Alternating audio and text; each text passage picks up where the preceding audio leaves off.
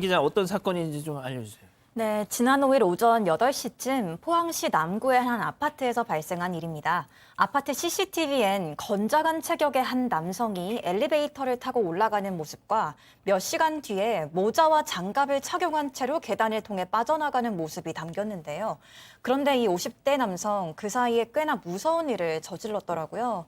집을 나서던 40대 여성을 흉기로 위협해서 집 안으로 밀고 들어간 뒤에 청테이프로 여성의 손과 발을 묶고 현금을 요구했답니다.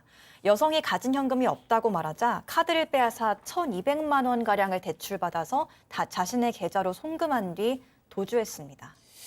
출근 이후에 빈집을 터는 게 아니라 출근길 여성을 문을 막 나서는 여성을 밀고 들어가가지고 협박해가지고 이게 사실 이건 뭐 신고만 하면 당연히 금방 검거될 만한 사건이잖아요. 지금 우리가 영상으로 CCTV 다 그러니까요. 보고 예. 그럼 이 남성이 뭘 했겠어요? 신고를 못하게 하려고 했겠죠. 그렇죠, 그렇죠. 근데 제가 들어도 신고를 못할 수 있을 정도로 정말 이 피해 여성이 정말 공포감을 많이 느꼈을 것 같아요.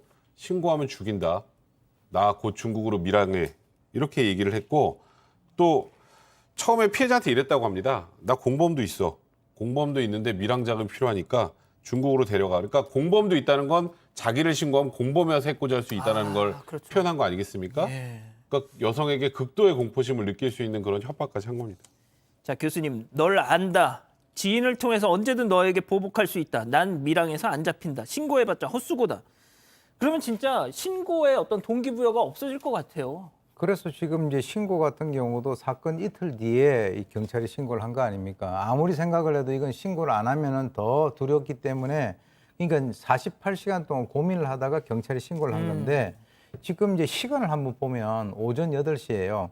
출근하려고 나오는데 갑자기 흉기를 들이대 가지고 안에 들어가서 그렇게 3시간 동안 결박을 당하고 협박을 당했다라고 하는 거죠. 그래서 당연히 이 여성 같은 경우는 이 사건 이후에 이제 그 트라우마를 호소하면서 자신의 집에 이제 들어가는 것이 무서운 거예요. 그래서 이제 경찰의 보호 조치를 받고 있는데 제가 이번 기회를 통해 가지고 우리 그 시청자분들께 한번 그 팁을 드리면 이 범인의 입장에서는 허를 찌르는 시간이 있습니다.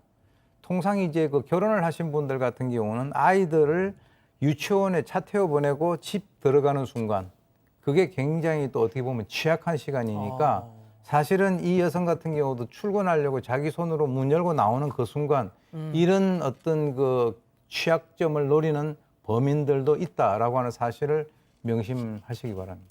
양 변호사님, 아까 백 변호사님도 얘기를 하셨지만 진짜 잡으려고 하면 너무 쉽게 잡을 수 있는 범인이에요. 이 남성 신고 받고 3시간 만에 경찰에 붙잡았어요. 아하. 왜 그러냐면요. CCTV 찍혔죠. CCTV 감시에는 경찰이 나왔고 그다음에 대출받아서 자기 계좌로 송금만 했잖아요.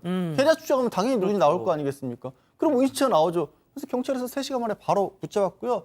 그렇게 빼앗은 1,200만 원 자기 빚 갚는 데 썼답니다. 참. 자, 그럼 여기서 이번 사건 체크포인트 짚어보죠.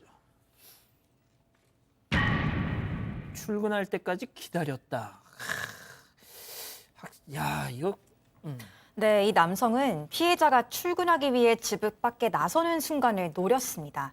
사건 반장 제작진이 취재한 내용에 따르면 남성은 예전에 이 동네에 살던 사람입니다.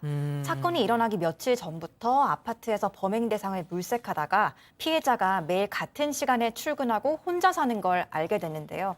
그래서 이 피해 여성을 범행 대상으로 정했고 이 같은 범행을 저지른 것으로 보입니다.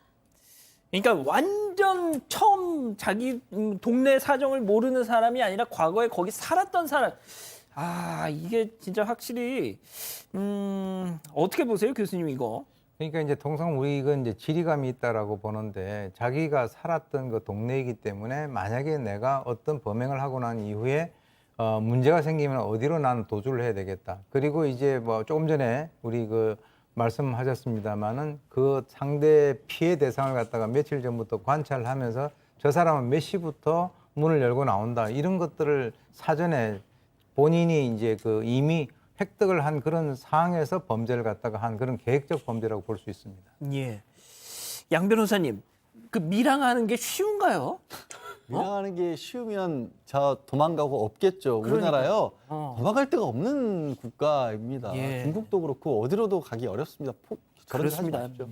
난 밀항할 거야 이런 말 하는 자들 보시면은 그 진짜 허세라는 거 그냥 이렇게 겁을 주기 위한 진짜 거짓말이라는 거 많이들 좀 알아주셨으면 좋겠고. 자, 제가 보니까 조금 전에 방송 직전에 구속이 됐더라고요. 네, 뭐 이건 당연히 구속이죠. 특수강도 혐의고요.